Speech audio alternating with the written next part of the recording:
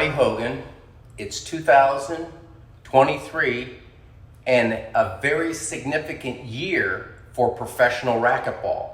I feel that it's been a while since I have done a video for Norm at Keep Racquetball Great, but I think it's a very important time to reflect back on the importance of 2023, that it is the 50-year anniversary of professional racquetball, going back to 73.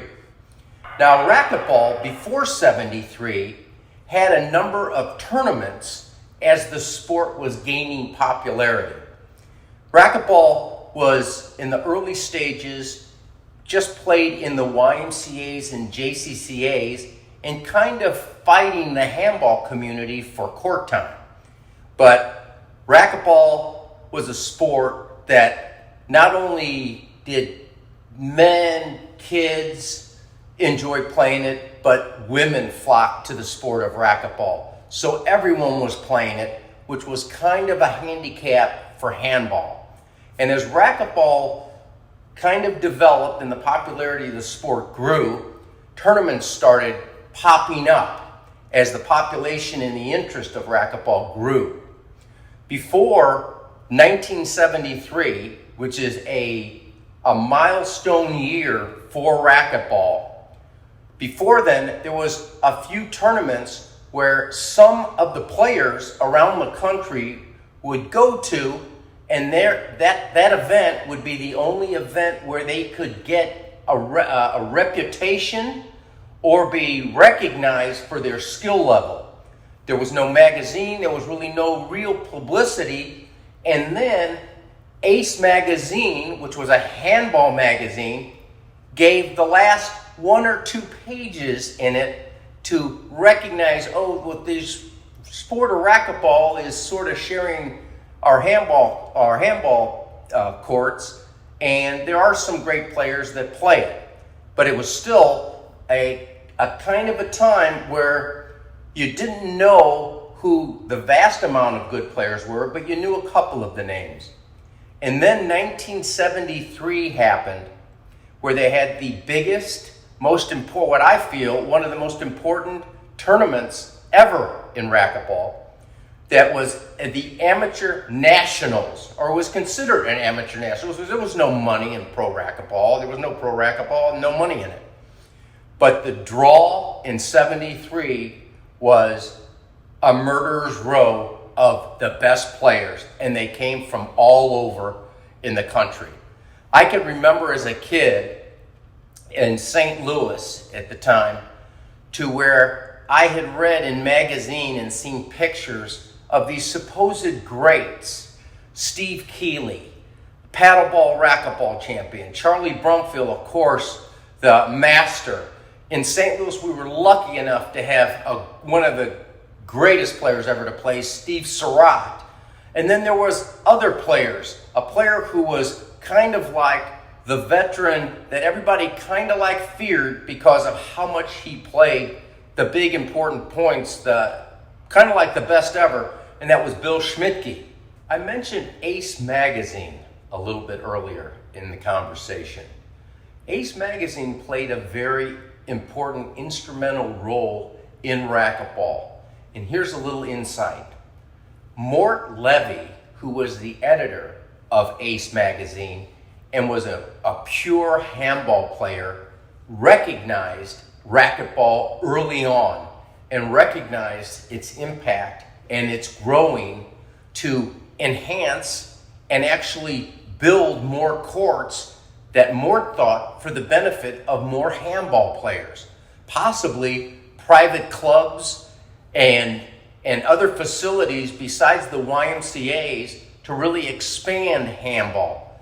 But Mort knew that racquetball could be the engine that drove a court club boom, and he got a hold of the president, Bob Kendler, who was a handball purist, and said, "Bob, you have to come to Wisconsin to see this tournament, this event, and this sport, because it is a sport that, even though it uses the same court as our handball, could be beneficial in growing more courts and expanding our handball base.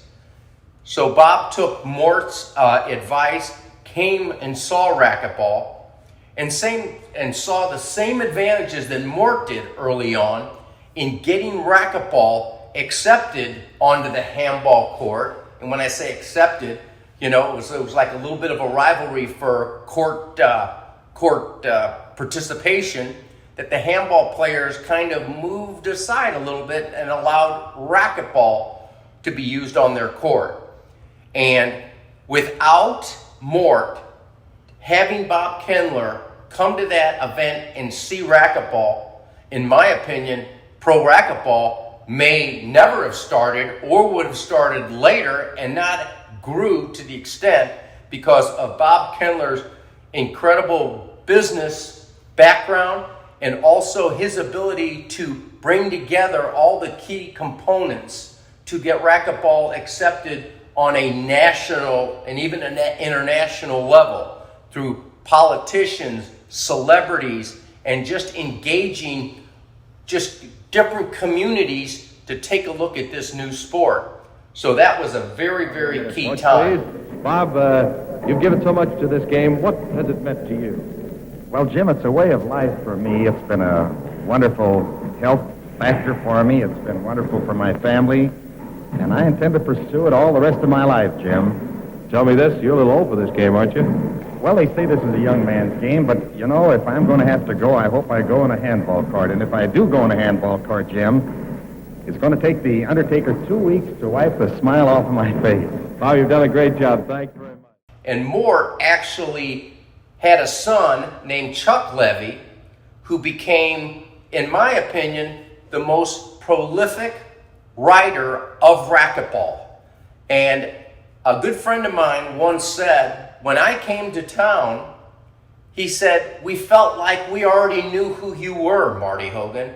And when I heard that, I was totally convinced it was because of the late, great Chuck Levy, love for the sport, his ability to write stories about racquetball, because we didn't have video and any kind of live presentation, but you felt like you were there and you felt like you knew the players because of how much of a great writer he was.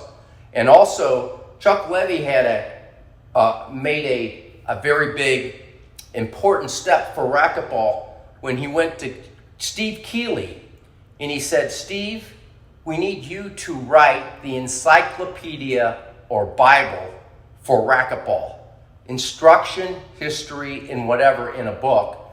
And Steve Keeley being one of the greatest players ever, and probably one of the greatest writers and historians of the sport, along with Charlie Brumfield, wrote the incredible Bible of the complete book of racquetball. So 1973, the Nationals came to town. All the greatest players around the country came to this event, and came to the event with big reputations, from the Paul Lawrences of Michigan to the Steve Strandemo and Ron Strom from Minnesota, to California greats, Charlie Brumfield, Steve Keeley, and Mike Zeitman from Louisville. But in St. Louis had quite the field represented as far as great players. We had Steve Serot, who was a threat to win any event at such an extremely young age of 17.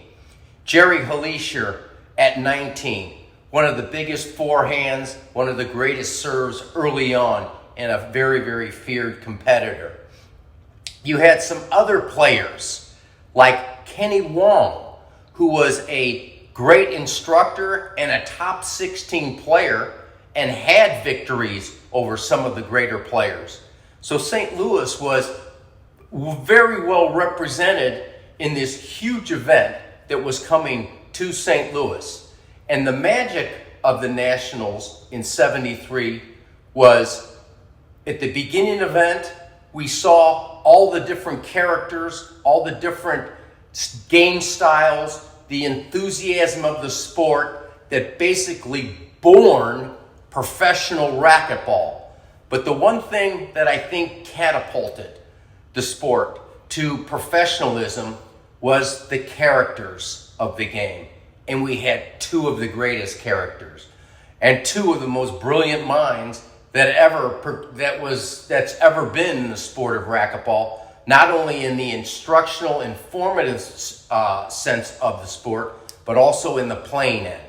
You had Charlie Brumfield, who had the biggest reputation, a lot would say the biggest mouth, the biggest competition edge, and the most vicious competitor out there, along with the game, and a brilliant mind, a professional.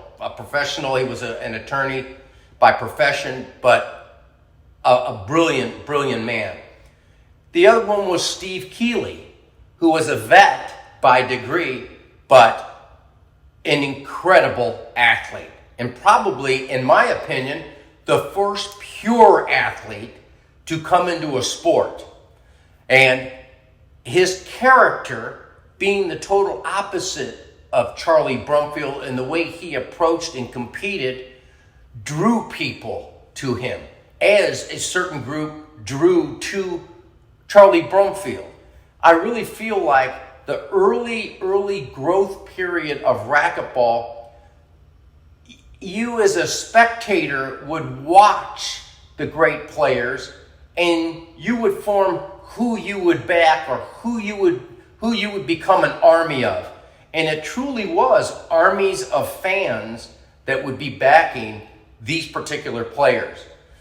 The one other part, or the one magic I felt with these two guys in particular, is Charlie was a great ambassador of getting people exposed to the sport of racquetball, explaining racquetball, being just an absolute steward of the promotion and explaining of the game.